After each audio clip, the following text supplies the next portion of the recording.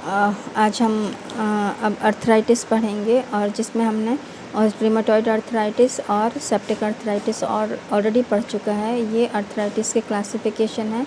इसमें एक और अर्थराइटिस जुड़ा है जिसको हम कहते हैं ऑस्टियो अर्थराइटिस।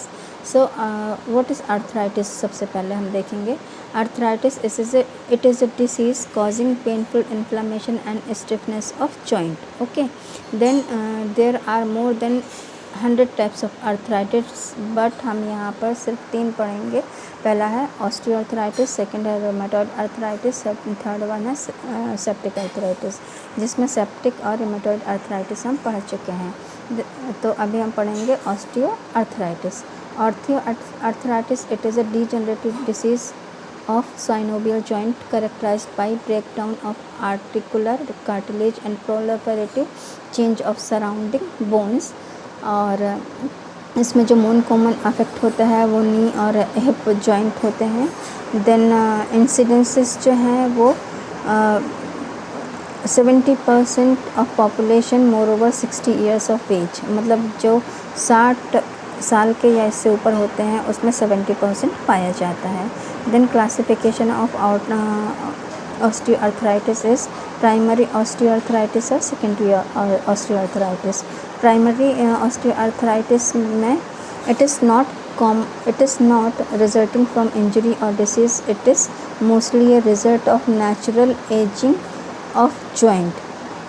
ठीक है, मतलब इसमें जो नेचुरल प्रोसेस के थ्रू ऑस्टियोआर्थराइटिस होता है वो होता है, मतलब अपने आप ब्रेकडाउन होता है। ठीक है, then with ageing the water content of the cartilage increase and the protein makeup of cartilage degenerate होता है, तो उसमें प्राइमरी ऑस्टियोआर्थराइटिस कहते हैं या सिम्टम्स है इसका।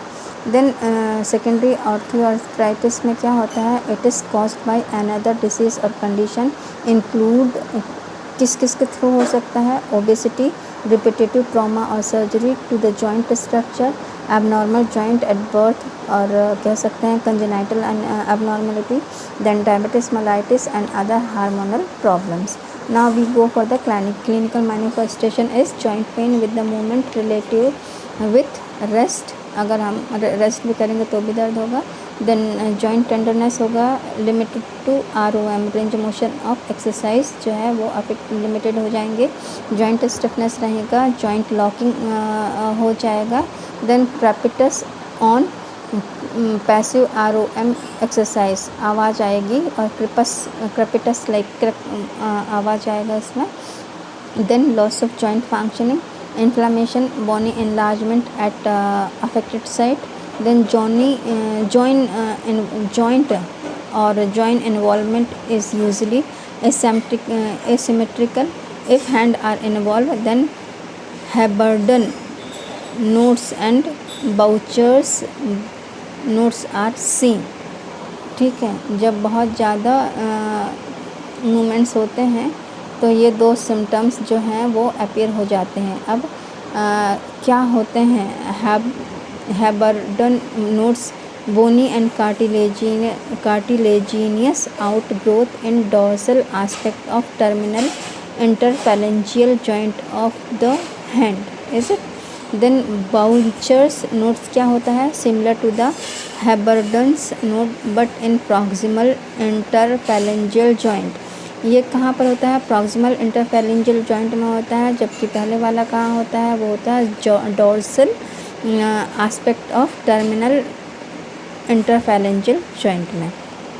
देन डायग्नोस्टिक इवैल्यूएशन जो है वो एक्सरे के थ्रू करते हैं, सिंपल। देन ब्लड में ESR देखते हैं, यूरिक एसिड देखते हैं, साइनोवियल फ्लूइड एनालिसिस करते हैं, MRI करते हैं और आर्थ्रोस्कोपी करते हैं। ये डायग्नोस्टिक इवैल्यूएशन स्पेशली हम ऑस्टियोआर्थराइटिस में देखते हैं के थ्रू असेस करते हैं।